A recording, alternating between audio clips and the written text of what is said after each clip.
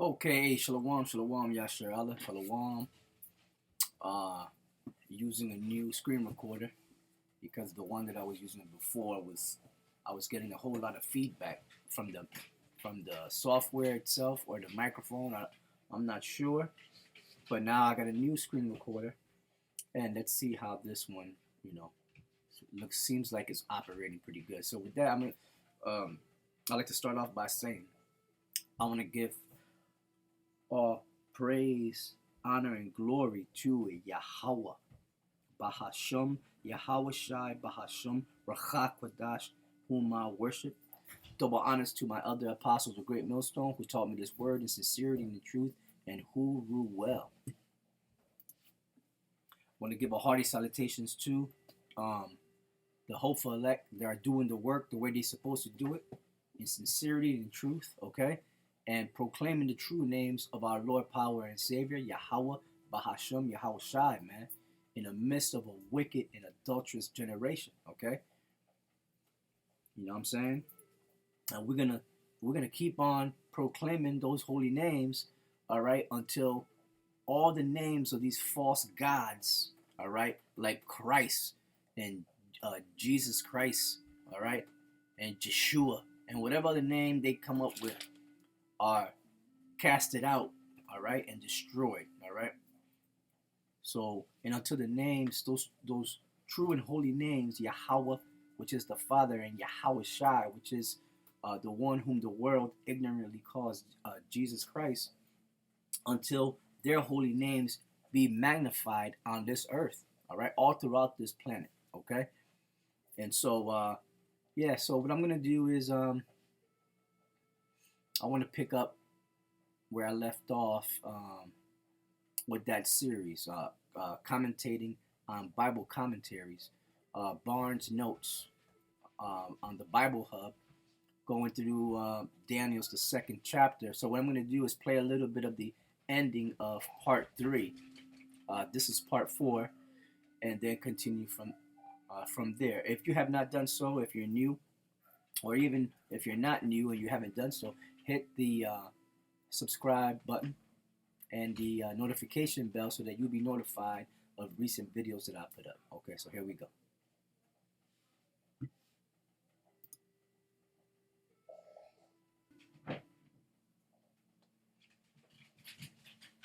All right, I guess we can start it from here. Okay, bear with me for a second. Start it from here. Okay.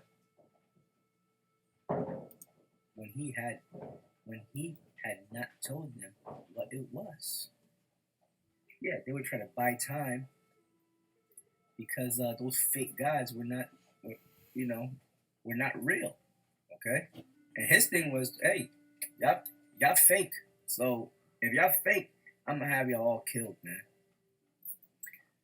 Tell thy servants the dream, and we will show the interpretation. The claim which they set up in regard to the future, because that means prophecy, and these Chaldeans weren't given the blessing of telling prophecy. Okay, that was left to the children of Israel, to the prophets. All right, the claim which they set up in regard to the future was evidently only that of explaining what were regarded as the prognostics of future events. It was not that of being able to recall what is forgotten, or even to originate what might be regarded pre-intimations of what is to happen. This was substantially the claim which was asserted by all the astrologers, augurs, and soothsayers of ancient times. Dreams, the flight of birds, an aspect of the entrails of animals slain for sacrifice, the positions of the stars, meteors, and uncommon appearances in the heavens were supposed to be intimations made by the gods of what was to occur in future times, and the business of those who claimed the power of divining the future was merely to interpret these. When the king therefore required that they should recall the dream itself to his own mind, it was a claim to something which was not involved in their profession, and which they regarded as unjust. To that power they made no pretensions, if it be asked why, as they were mere jugglers and pretenders. They're fake, just like the modern day magi's and sorcerers and witches of this society. They're also fake and pretenders. Okay, and there is no divine. They have nothing divine about them. All right.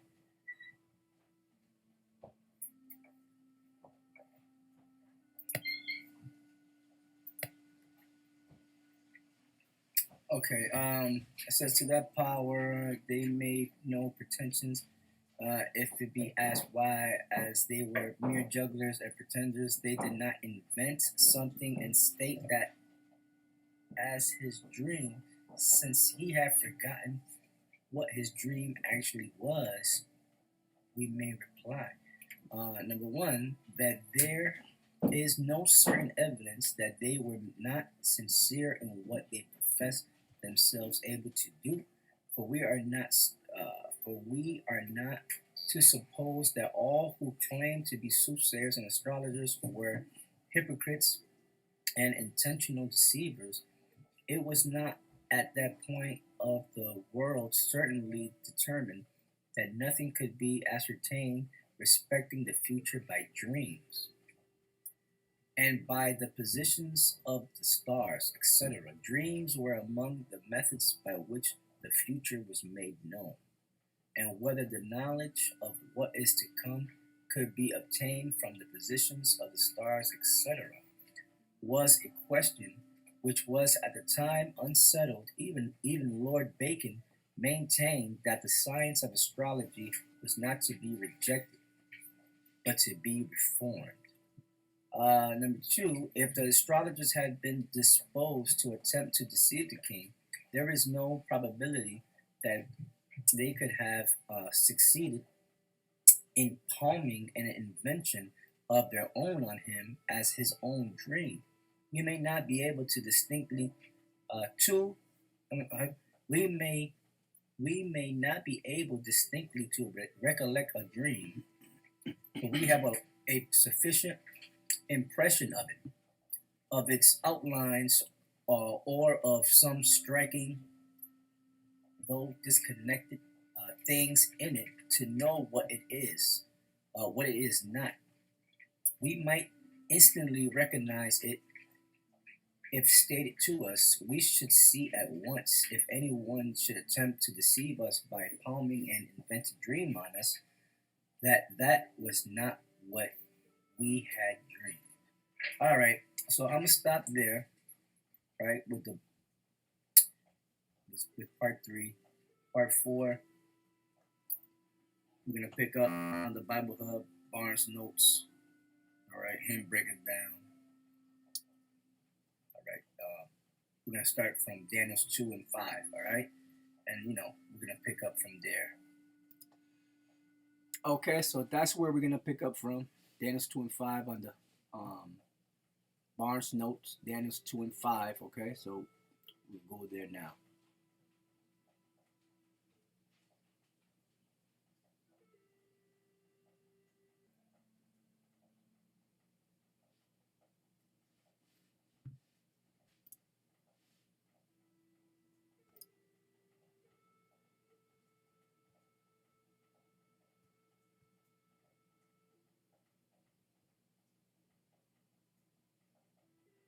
All right, so here we go. Daniel's 2 and 5. Barnes. Um, yeah. What was this Edomite's name? Give me a second.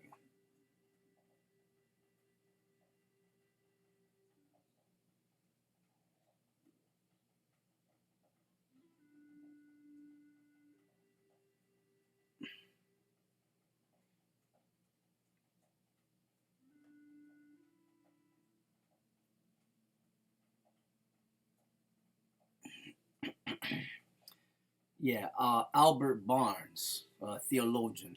Okay, he was, theologian,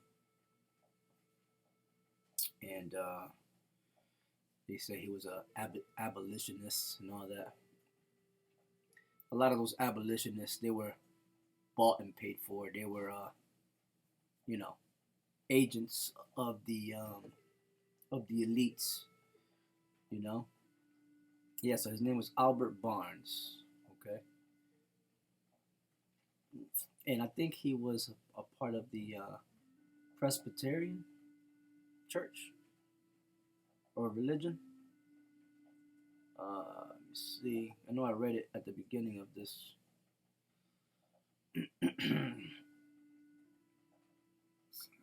Yeah, he was ordained as a Presbyterian minister. Okay,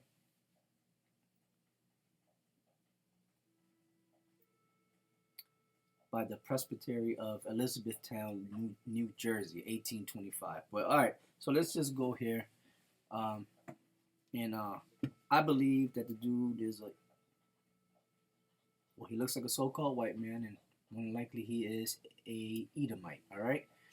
Anyway, and that's why I'm going through these because it's like, you know, unto Esau or to these theologians, they don't have the blessing of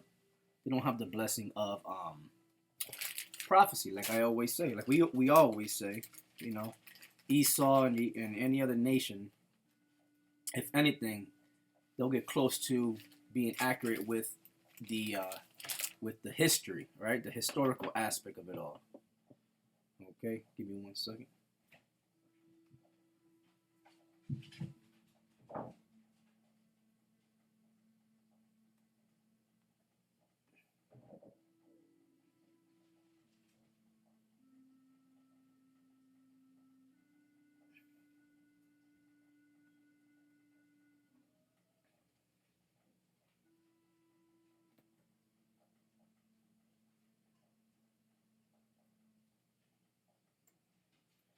Set this up real quick. Give me a second.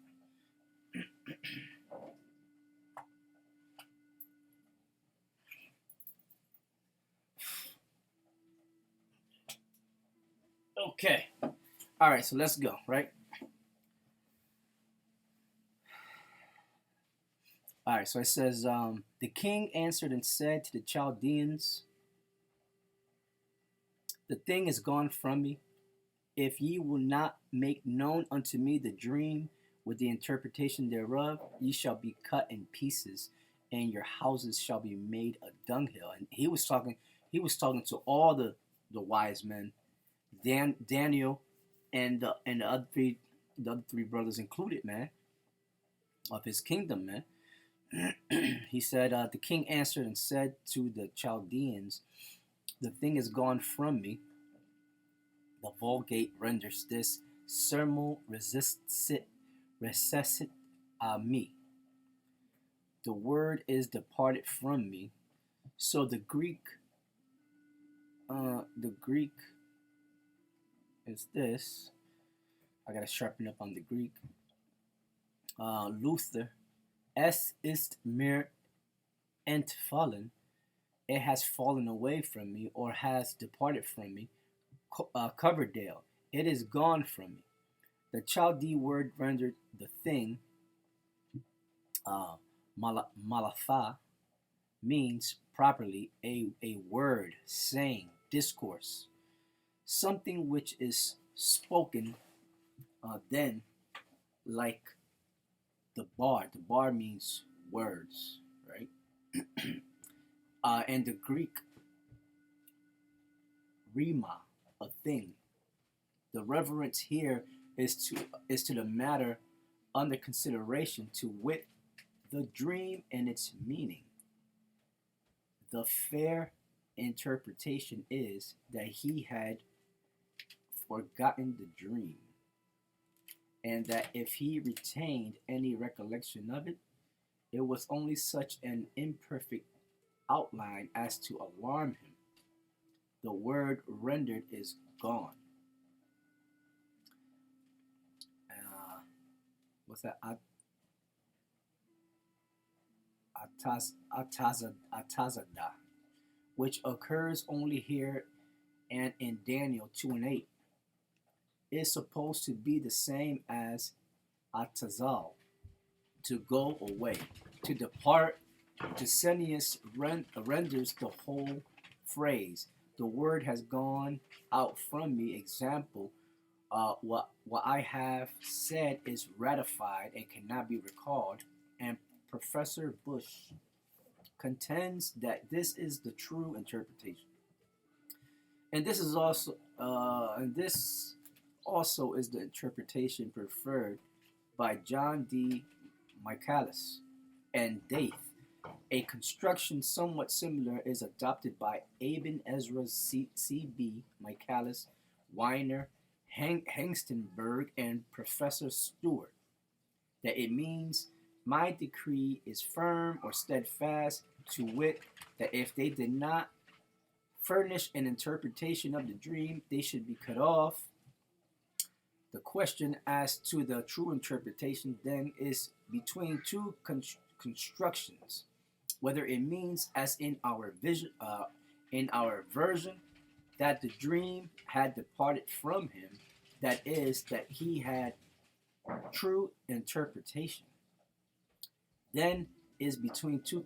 I already read that. I'm sorry. That is that he had forgotten it, or that a decree or command had gone from him, that if they could not interpret the dream, they should be destroyed. That the former is the correct interpretation seems to me to be evident.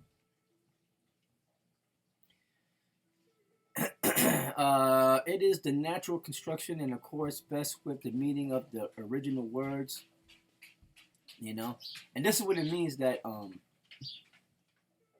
you can hide no thing from Esau. Search every single. You see how they search every single phrase out, every single word out, break it down. They go all into it, and that's why this is so like long. They don't get to the point because they're breaking down every single phrase, every single word said. And that's Esau, man. He's wiser than Daniel, right? And we're in Daniel. It says, it is they seek out everything, right? It is the natural construction and accords best with the meaning of the original words. Thus, no one can doubt that the word malah and the words debar and rima are used in the sense of thing, and that the natural and proper meaning of the Chaldee verb atazad is to go away, depart. Compare the Hebrew atazal in Deuteronomy 32 and 36. He seeth that their power is gone. 1 Samuel 9 and 7. The bread is spent in our vessels. Job 14 and 11. The waters fail from the sea. And the Chaldee atazal in Ezra 4:23. They went up in haste to Jerusalem. Ezra chapter 5 and 8.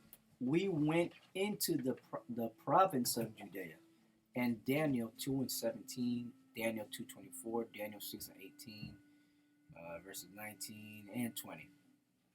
2. This interpretation is sustained by the Vulgate of Jerome and by the Greek.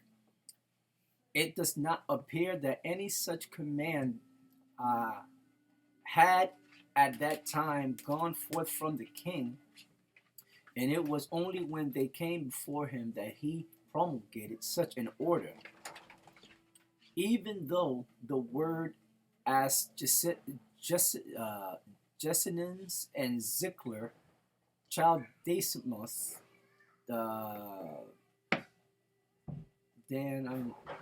maintain is a feminine participle present instead of a verb in the preterite.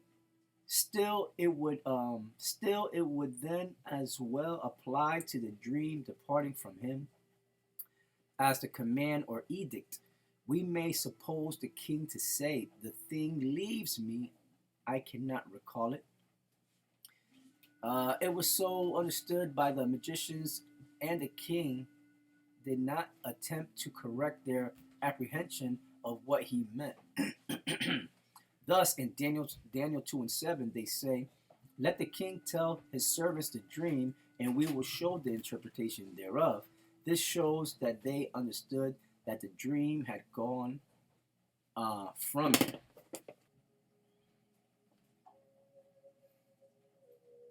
Okay, let me reread 4 here, right? It says, it was so understood by the magicians, and the king did not attempt to correct their apprehension of what he meant.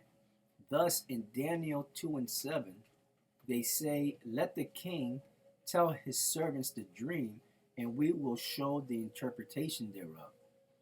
This shows that they understood that the dream had gone from him, and that they could not be expected to interpret its meaning until they were apprised what it was. 5. It is not necessary to suppose that the king retained the memory of the dream himself, and that he meant merely to try them. That is, that he told them a deliberate falsehood in order to put their ability to the test. Nebuchadnezzar, but they didn't have no ability. The only one who had ability was Daniel, because the Most High dealt directly with the prophet Daniel.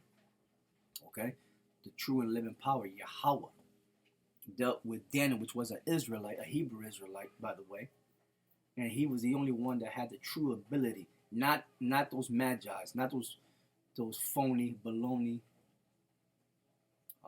magicians, right? Nebuchadnezzar was a cruel and severe monarch, and such a thing would not have been entirely inconsistent with his character. But we should not needlessly charge cruelty and tyranny on any man, nor should we do it unless the evidence is so clear that we cannot avoid it. Besides, that such a test should be proposed is in the highest degree improbable. There was no need of it, and it was contrary to the established belief in such matters. These men were retained at court, among other reasons, for the very purpose of explaining the prognostics of the future. There was confidence in them, and they were retained because there was confidence in them. It does not appear that the Babylonian monarch had any reason to distrust their ability as to what they professed. And why should he, therefore, on this occasion, resolve to put them to so unusual and obviously so unjust a trial?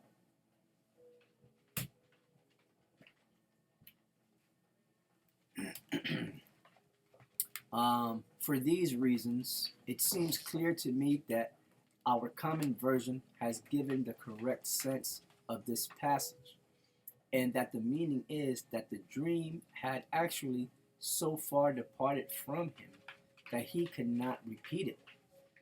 Though he retained such an impression of its portentous nature and of its appalling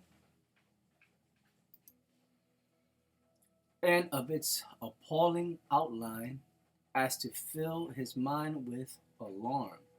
As to the objection derived from this view of the passage by Berthold to the authenticity of this chapter, that it is wholly improbable that any man would be so unreasonable as to doom others to punishment because they could not recall his dream, since it entered not into their profession to be able to do it. Commentary I, page 192. It may be remarked that the character of Nebuchadnezzar was such as to make what is stated here by Daniel by no means improbable. Thus, it is said respecting him, 2 Kings 25:7. And they slew the sons of Zedekiah before his eyes, and put out the eyes of Zedekiah, and bound him with fetters of brass, and carried him to Babylon. Compare 2 Kings 25:18-21, Jeremiah 39, verse 5, following Jeremiah 52, verses 9-11. See also Daniel chapter 4, verse 17, where he is called the basis of men. And that was a general statement, Daniel 4:17, that the Most High can take the basis of men and set him up over his kingdom on earth, okay? Just like Esau, Edom now. Really, Esau, Edom is the basis of men, right?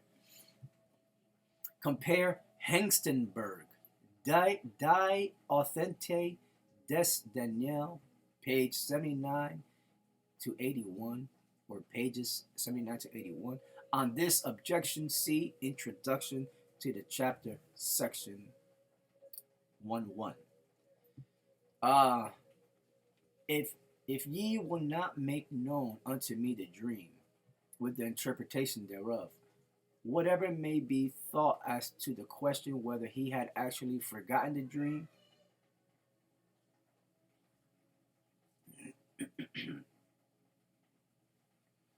there can be no doubt that he demanded that they should state what it was and then explain it. This demand was probably as unusual as it was in one sense unreasonable.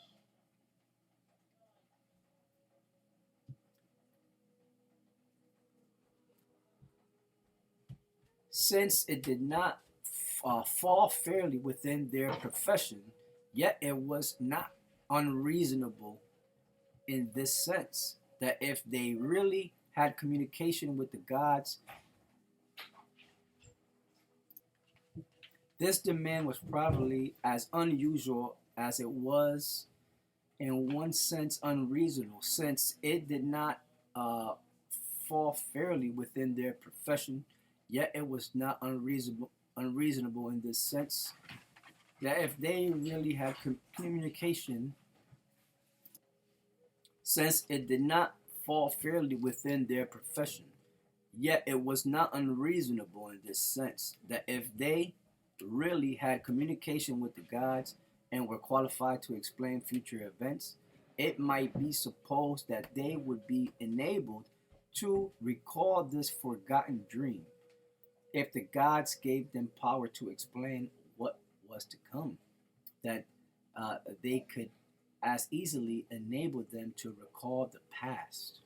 Yeah, but they didn't have that power. Ain't no God. The gods of the nations are idols. They're fake. Okay. Ye shall be cut in pieces, margin made. The child D is, ye shall be made into pieces, referring to a mode of punishment that was common to many ancient nations. Ye shall be cut in pieces, margin made. The child D is, ye shall be made into pieces, referring to a mode of punishment that was common to many ancient nations. Compare 1 Samuel 15:33. And Samuel hewed Agag in pieces before the Lord in Gilgal. Man. Thus, Orpheus is said to have been torn in pieces by the Thracian women, and Bessus was cut in pieces by order of Alexander the Great. Esau in our kingdom is going to be he's going to be a slave, all right, for a period of 1,000 years. All the Edomites, okay. Then they're going to be burnt up, according to Obadiah, the 18th verse. Obadiah is only one chapter, so Obadiah 1:18. Okay. And your houses shall be made a dunghill. Compare 2 Kings 10:27. This is an expression denoting that their houses, instead of being elegant or comfortable mansions, should be devoted to the vilest of uses. No, that means they're gonna actually destroy it down to the foundation and burn it the hell up. That's exactly what it means. And subjected to all kinds of dishonor and defilement.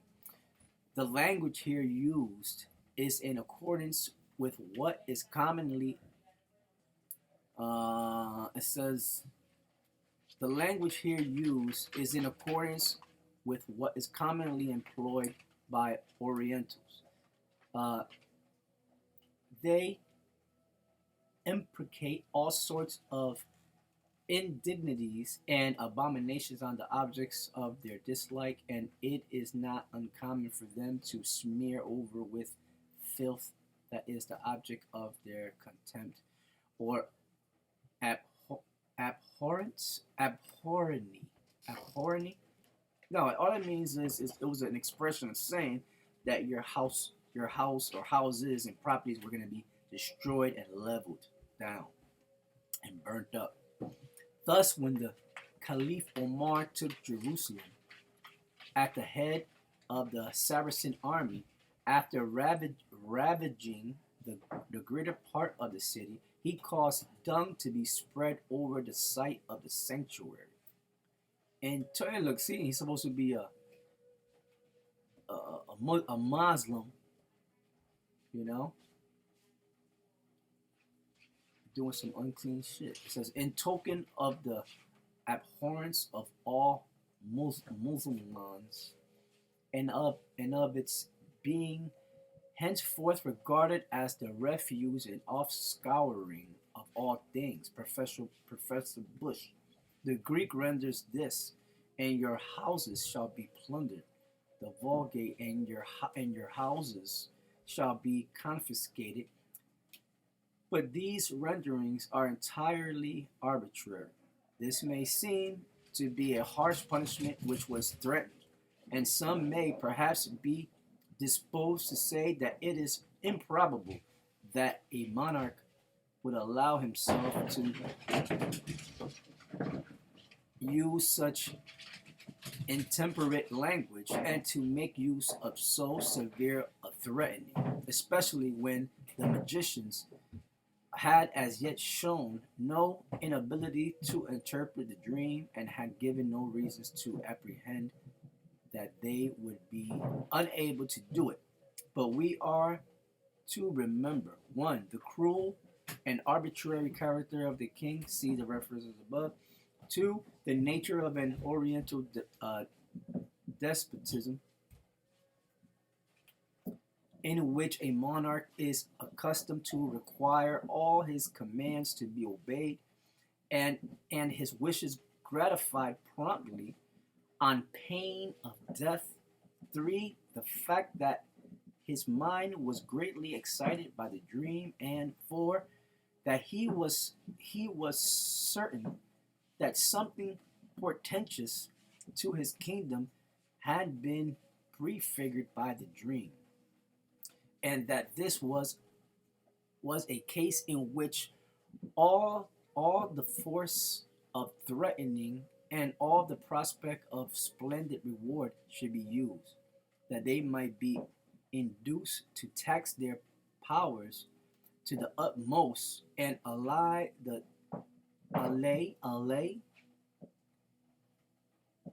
tumults of his mind.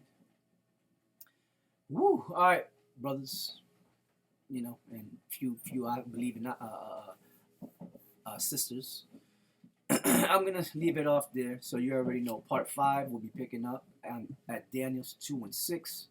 Like I said, I know this is like the study portion of manner of teaching. Not everybody is into doing that, but it's good to do it. And it's a little boring, but hey, just stick it out with me. All right, and with that, I'm gonna say shalom. All right, see you in part 5. Okay, shalom.